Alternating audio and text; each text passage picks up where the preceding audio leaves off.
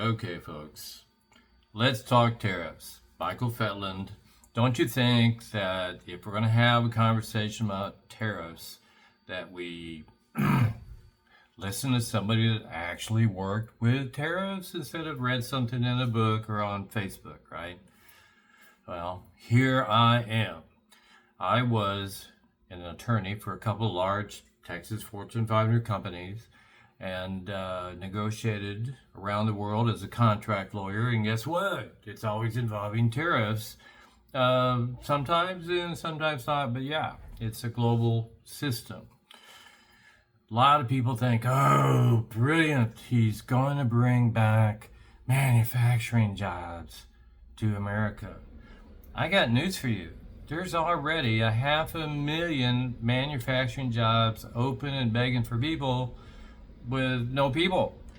No Americans qualified to do the work or willing to do the work. So what do you mean?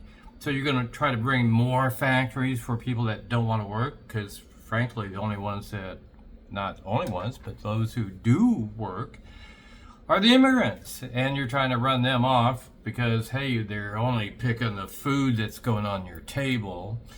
And here's the other thing. Like, for example, cars. 100 years ago, everything was made here. Not in the real world anymore because different countries do different things to make it cheaper. In Detroit, there's a small auto parts guy.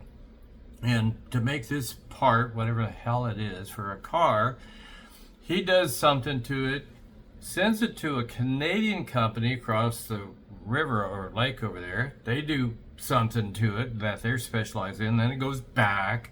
And then they end up putting it in the car. Okay? So part of the process is doing, hey, a little bit here, then Canada, then back, and then da-da. So if you're taxing that all the way back, you're adding costs that are just kind of stupid. It makes it more expensive. There's no sense in it. And if you think that we're going to now suddenly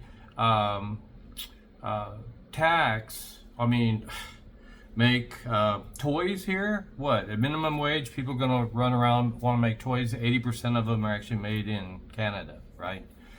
And here's the thing, my partner just sent me photos of our local Kroger store here in the South Texas, South Houston part of town. Shelves are empty. Here's the thing. Why are you putting a tariff on food imports for food we don't make here? And we'll never make here. We're never gonna, they have a growing season that's almost year round by the equator, guys. And that's where our fruits and veggies and things like that come from. So now you're going to put a tax on that because we don't protect our banana farmers we don't have, and crazy. So what he's done, he's basically, instead of the promise of I'm going to cut your price and eggs and all that, I'm going to make your eggs more expensive, and he's got his people saying, oh wait, that's great, that's going to help us.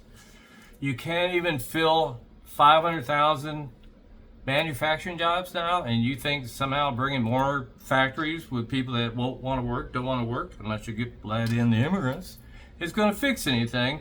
And you're paying more for that fantasy land, guys. It makes no sense. I know. I've talked to people. They say, "Oh, I used to work at a factory, and brilliant, guys." But that's not the real world. Google it.